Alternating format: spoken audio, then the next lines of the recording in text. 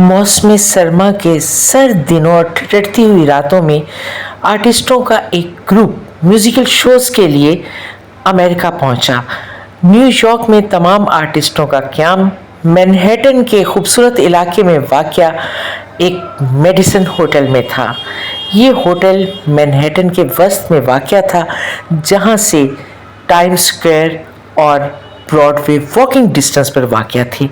चुनाचे तमाम जितने भी आर्टिस्ट हैं वो अपने शोज से फ्री होने के बाद वॉक करते हुए मैनहट्टन के इलाके में टाइम स्क्वायर तक चले जाते थे और वहाँ की रंगीनियों को एंजॉय करते थे, और या फिर दिन में वो ब्रॉडवे जाकर शॉपिंग करते थे, क्योंकि वहाँ चाइना की बहुत सी प्रोडक्ट्स जो हैं बहुत सस्ते दामों मिल जाती थी। तो बाकी वक्त तो आर्टिस्टों का बस खाना पीना या एंजॉय करना ही होता था। सिर्फ शो के वक्त वो अपनी पूरी तवज्जो शो पर रखते थे। अमेरिका में कुछ शोज करने के बाद आर्टिस्टों का ये काफिला जो है वो बाय एयर टोरंटो यानी कनाडा रवाना हुआ, और न्यूयॉर्क से कनाडा तक का सफ़र जो है वो 1.5-2 घंटों पर मुहित है।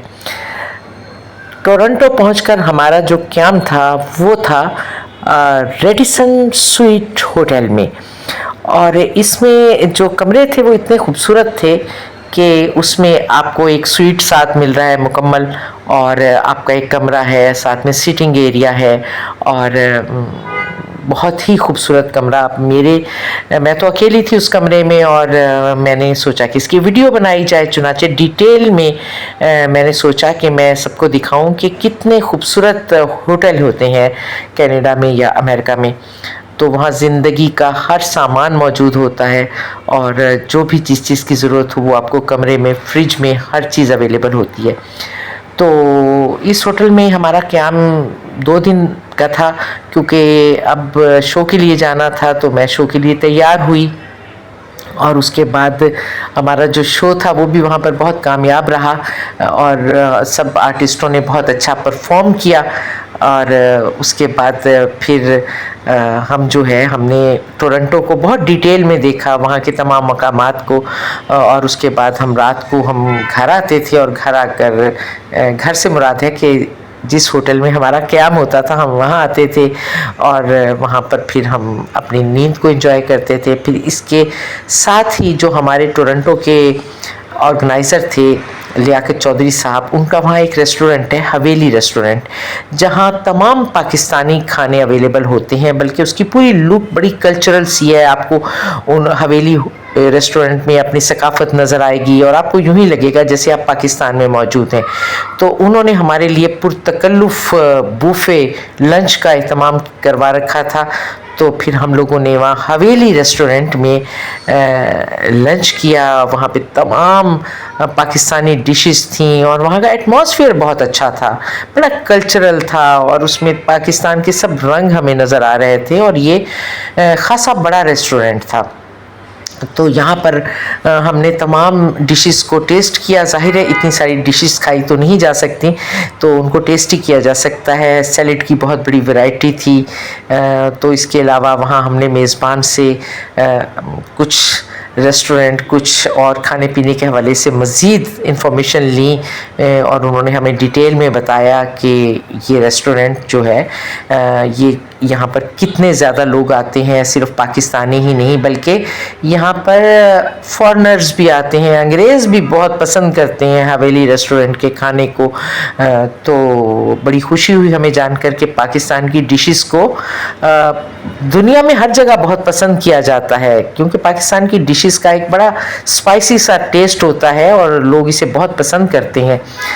तो हमने भी यहाँ पर फूड को बहुत इंजॉय किया, और हमारा यहाँ पर इस रेस्टोरेंट में भी जितना भी हमारा वक्त था वो बहुत अच्छा गुजरा। हमने तमाम खाने भी खाए, इसके अलावा हमने गपशप भी लगाई, सब बातें साथ साथ चल रही थीं, और एक बहुत ही खुशगवार माहौल में ये सब कुछ हो रहा था। और मुल्क से बाहर तो वैसे भी जो ओवरसीज़ पाकिस्तानी हैं वो बहुत ज़्यादा फ़नकारों से मोहब्बत करते हैं, उन्हें बड़ा प्रोटोकॉल देते हैं। वहाँ पर हमारा डिनर कहीं होता है तो लंच कहीं होता है, अलबत्ता हमारा जो ब्रेकफास्ट होता है वो होटल में ही होता है। लेकिन वहाँ पर हम इनवाइटेड होते हैं मुख्तलिफ़ जगहों पर, कभी किसी के घर, कभी कोई हमारे मेज़बान होते हैं, कभी कोई, और फिर वो बहुत एहतमाम करते हैं। तो हवेली रेस्टोरेंट वालों ने भी स्पेशल हमारे लिए उस दिन बुफ़े का अरेंजमेंट किया हुआ था, जिसमें तरह तरह के रायते, salads, dishes, vegetable, chicken, mutton, beef, मतलब कोई भी ऐसी डिश नहीं थी जो वहाँ मौजूद ना हो। तो वो इतना सारा खाना देखकर वैसे ही बंदे के लिए बड़ा मुश्किल हो जाता है खाना, क्योंकि जाहिर है एक बंदा कितना खा सकता है भाई, एक वक्त में तो एक लिमिटेड खाना ही खाया जा सकता है ना। लेकिन बहरहाल हमने थोड़ा थोड़ा सब खानों को चखा, और उसको हमने कहा कि नहीं भाई ये सैलेड जो है इसको एंजॉय करना चाहिए, इसकी देखते हैं क्या रेसिपी है। तो तमाम वेजिटेबल के साथ बहुत मज़े के सैलेड्स बने हुए थे, तो सैलिड्स को भी हमने चखा। इसके अलावा दूसरी डिशेस भी, स्वीट डिशेस की बहुत बड़ी वैरायटी थी, वो भी हमने टेस्ट की, और सब के सब पाकिस्तानी डिशेस थी, कोई कॉन्टिनेंटल डिश वहाँ मौजूद नहीं थी हवेली रेस्टोरेंट में।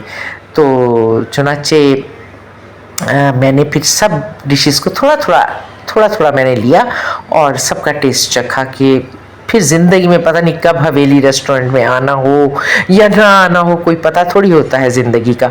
तो चुनाचे हम हर लम्हे से लुत्फ़अंदोज़ होना चाह रहे थे और हर लम्हे को कैद कर लेना चाहते थे अपने वीडियोज़ में और अपनी दूसरी तस्वीरों में।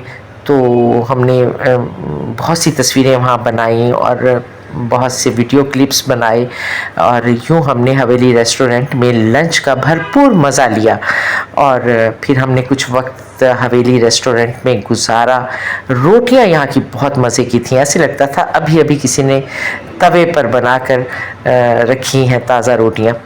तो बिल्कुल माहौल पाकिस्तानी था। फिर वहाँ से हम बाहर निकले और बाहर निकल कर हमने जनाब वहाँ पर एक रात का वक्त हो चुका था, और फिर वहाँ चमकती हुई बिल्डिंग्स, लाइटें, चमकती हुई सड़कें, फिर वहाँ पर एक मार्केट में हम चले गए, वहाँ पर शॉप्स थी, विंडो शॉपिंग की, कुछ तस्वीरें बनाई, कुछ वहाँ पर बड़ी डेकोरेशंस की शॉप्स थी, वहाँ हमने कुछ तस्वीरें बनाई। हमारे साथ इस टूर में चूँकि मुल्क के नामवर सिंगर्स मौजूद थे, जिसमें अनवर रफ़ी साहब, नसीबुल लाल और मेघा, नईम अब्बास रूफ़ी और कुछ म्यूज़िशंस भी हमारे साथ गए हुए थे। तो ये सब हम लोग एक फैमिली की तरह वहाँ पर थे, और एक फैमिली की तरह ही हम बाहर निकलते थे और सब एंजॉय करते थे। आप देख रहे हैं कि अनवर रफ़ी साहब जो हैं वो राहत जो हमारे कीबोर्डिस्ट हैं उनके साथ मिलकर खुशी से रक़्स कर रहे हैं।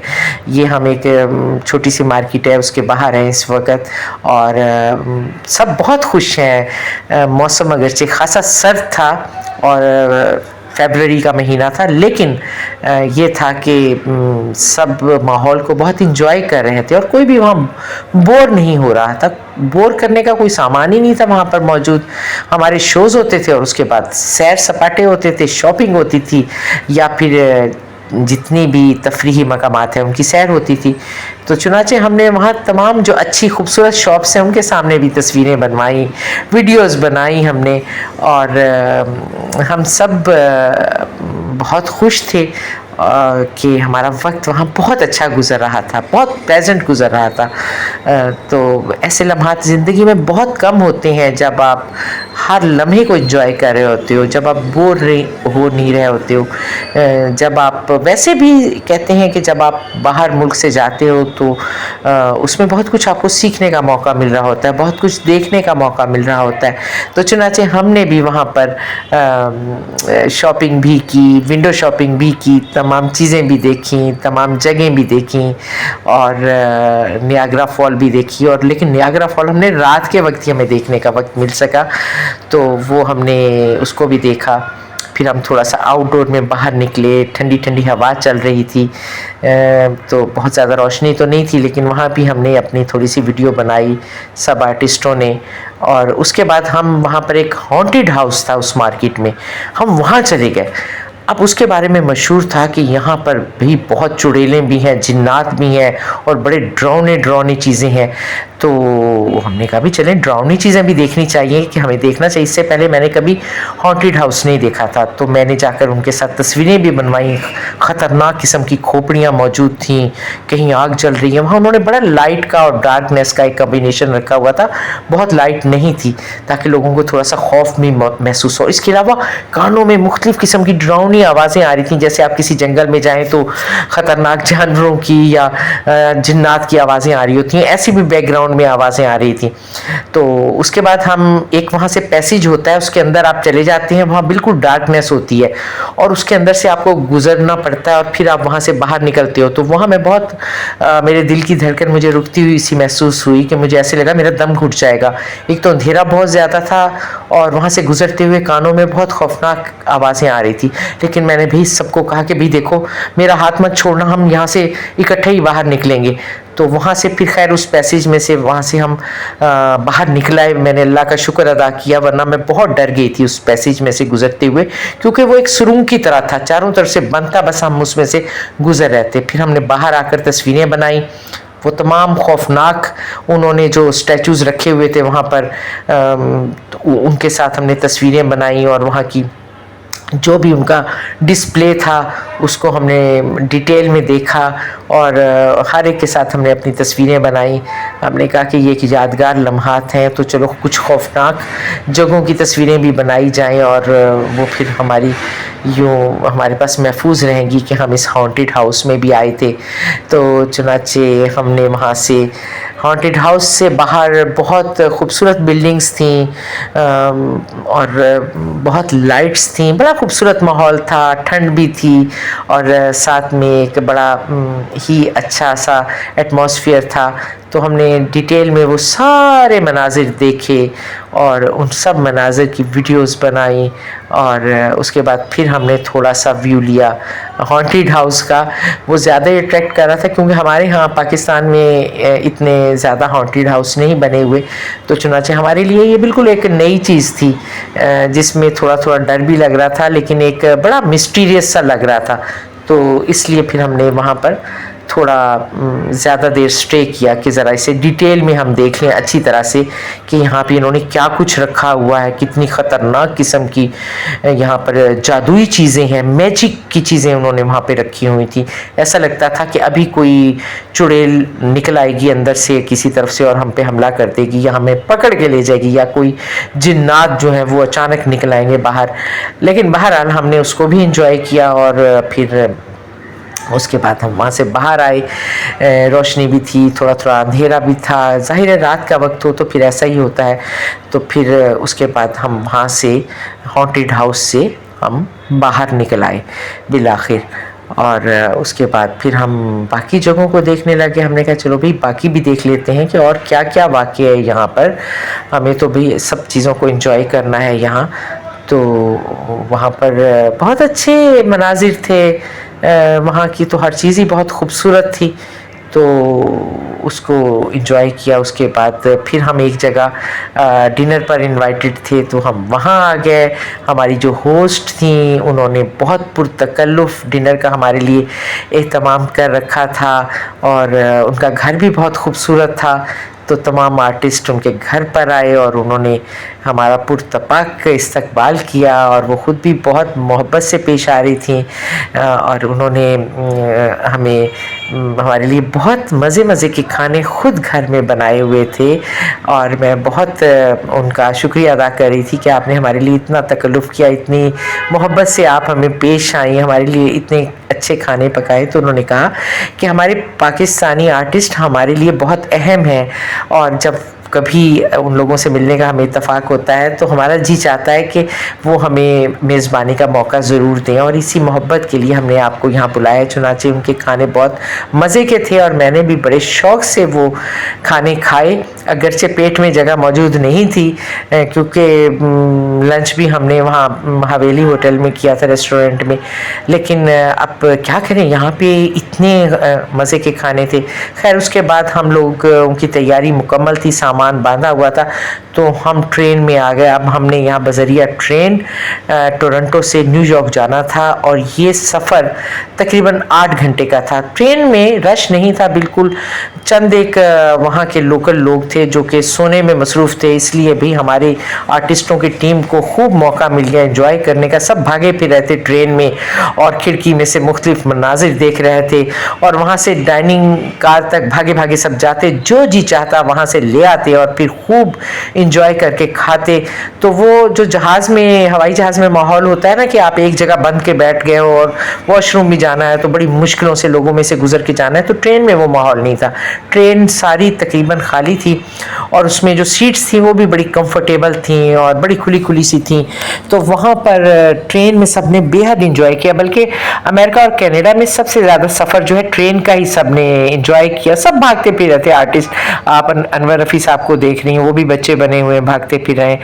तो ये इस और ख़ूबसूरत भी बहुत थी ट्रेन, और उसमें वो बड़ी स्मूथली वो चल रही थी। ऐसा नहीं था कि वो कुछ जिस तरह पाकिस्तान की ट्रेन होती हैं कि बंदा खूब धक्के जम्स लग रहे होते हैं, ऐसा कुछ नहीं था। बड़ी स्मूथली चल रही थी ट्रेन, और बाहर के खूबसूरत मनाजिर, खूबसूरत वहाँ की ग्रीनरी, उसको भी हम इंजॉय कर रहे थे, और ट्रेन के अंदर के माहौल को भी हम इंजॉय कर रहे थे और गपशप लगा रहे थे आपस में।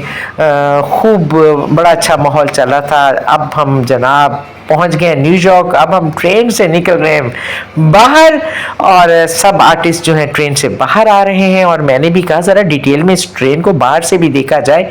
हमारी वो होस्ट हमें लेने के लिए आई हुई थी, तो उनसे मिलने के बाद मैंने कहा ज़रा मैं ट्रेन को बाहर से तो देख लूँ कैसी है, क्या ये पाकिस्तान की ट्रेन जैसी है। लेकिन भाई ये तो बहुत खूबसूरत ट्रेन थी, पाकिस्तानी ट्रेनों से बहुत ज़्यादा खूबसूरत थी। तो मैंने इसको जाकर ज़रा देखा तो बड़ी प्यारी लगी, स्टेशन भी बहुत अच्छा था।